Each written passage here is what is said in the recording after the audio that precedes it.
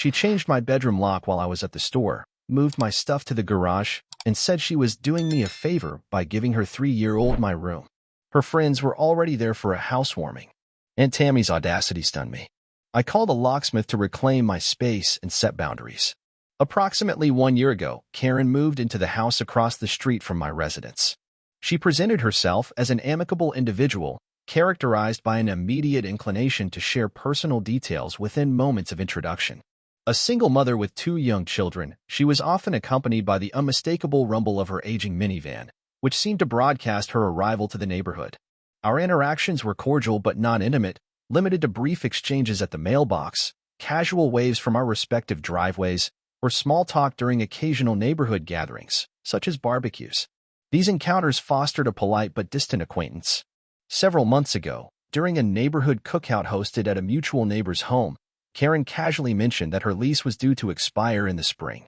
The conversation occurred as I balanced a plate of ribs, listening politely as she expressed frustration about the rising cost of living in our area.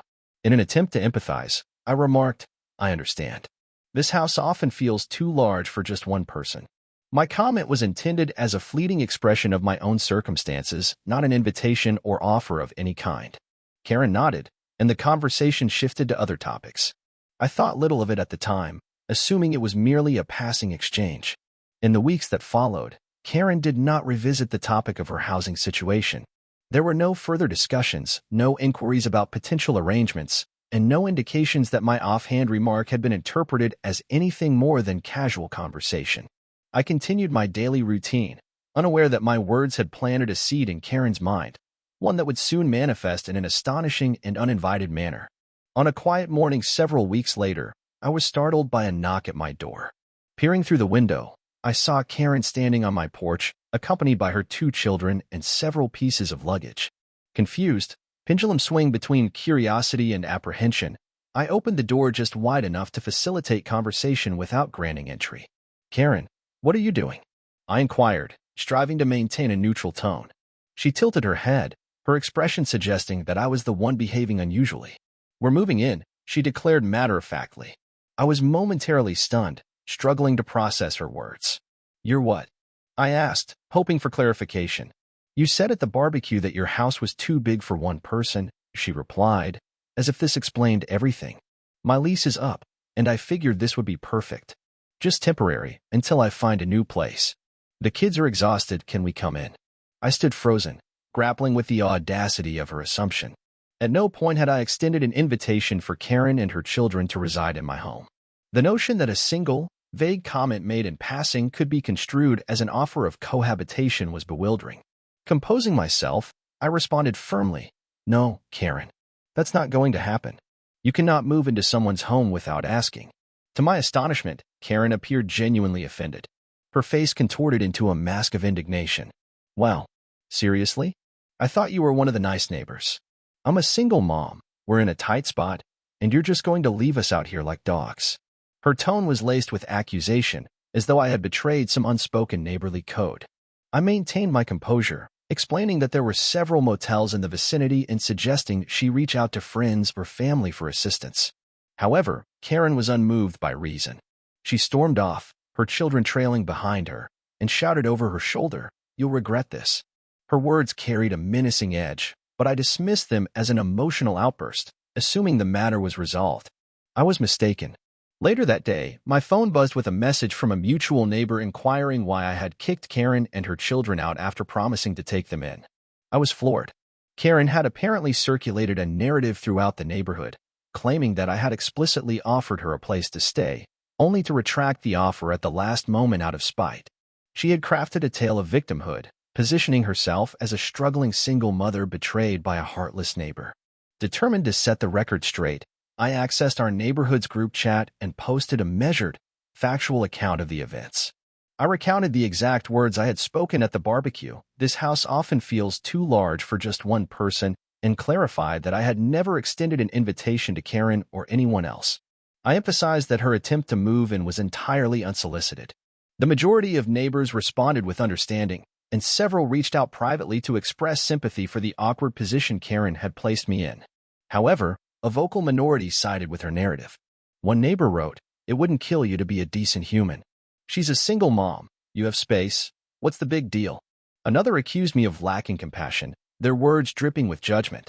I endeavored to remain unaffected by the criticism, focusing on my daily life and maintaining my boundaries.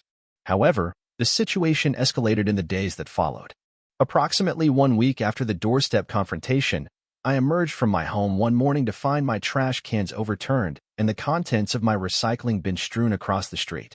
Initially, I attributed the mess to raccoons or stray animals, a common occurrence in our suburban neighborhood. But then my mail began to disappear, missing for 2 consecutive days. The following week, I returned home late one evening to discover my car windshield splattered with eggs, the yolk and white congealing in the moonlight. The incidents felt too deliberate to be coincidental. Determined to protect my property, I purchased and installed a security camera on my front porch. Within 48 hours, the camera captured undeniable evidence. Karen's children, sneaking through my driveway under the cover of night, giggling as one of them hurled eggs at my car while clutching a carton. The footage was unmistakable, their faces clearly illuminated by the porch light. The following morning, I confronted Karen with the evidence. Standing on her doorstep, I presented the video on my phone. "Karen, your kids were caught egging my car," I stated, keeping my tone even but firm. She glanced at the footage for a mere 3 seconds before crossing her arms defensively. "My kids wouldn't do that," she insisted, her voice defiant. I replayed the video, ensuring she could see the clear images of her children. Her expression barely shifted. "You had a camera watching my children?" she retorted. "That's disgusting. You're a creep." Her attempt to deflect responsibility was astonishing, transforming her children's vandalism into an accusation against me. Speechless, I chose to disengage. I returned home and promptly filed a report with the local police, providing the video evidence and a detailed account of the events, including Karen's attempt to move in and her subsequent smear campaign. I made it clear that I was experiencing harassment and sought to prevent further escalation. Update 1. The police get involved. To my relief, the police treated the matter with seriousness. An officer visited Karen's residence and issued a formal warning, instructing her to ensure her children stayed off my property and to cease spreading false narratives about me in the neighborhood. The officer also advised me to continue documenting any further incidents. I believed this intervention might bring the matter to a close. It did not. Karen's response was to intensify her efforts to ostracize me socially. She organized a block party, an event to which every household on our street received an invitation, except mine. The exclusion was blatant, and when I inquired with a neighbor, they confirmed it was no oversight. Karen had told others that I had weaponized the police against her children, framing me as an aggressor. Her narrative gained traction among a small but vocal group of neighbors. One afternoon, as I walked past her house, one of her children shouted, "Snitch," from the front yard, their voice dripping with disdain. I chose not to engage, recognizing that responding would only fuel the conflict. Instead, I continued to document every incident, maintain my routines, and focused on preserving my peace of mind. Update 2. The blessed move-out. 3 months after the initial confrontation, a development brought unexpected relief. Karen moved out. A "for rent" sign appeared on her lawn, followed by a moving truck the next day. I did not inquire about the reasons for her departure, but neighborhood gossip suggested disputes with her landlord over unpaid rent and privacy issues. Whatever the cause, her exit marked the end of the turmoil. The new neighbors who moved into her home proved to be courteous and reserved, restoring a sense of calm to the street. The neighborhood group chat returned to its usual mundane exchanges about lawn care and lost pets. The vandalism ceased. No more overturned trash cans, missing mail, or egged windshields. My security camera, once a necessity, now recorded nothing more than the occasional passing car or stray cat. A few neighbors who had believed Karen's version of events still cast occasional wary glances in my direction, but I have made peace with their perceptions. I am confident in the knowledge that I acted with integrity, upholding my boundaries in the face of unwarranted entitlement. No individual, regardless of their circumstances, has the right to claim another's home without consent. Had Karen approached me respectfully with a request for assistance, I might have considered helping in some capacity. Instead, her presumption, followed by her attempts to manipulate the neighborhood and involve her children in a campaign of petty revenge, left no room for compromise. Final thoughts. This experience unfolded like a peculiar blend of absurdist comedy and unsettling drama.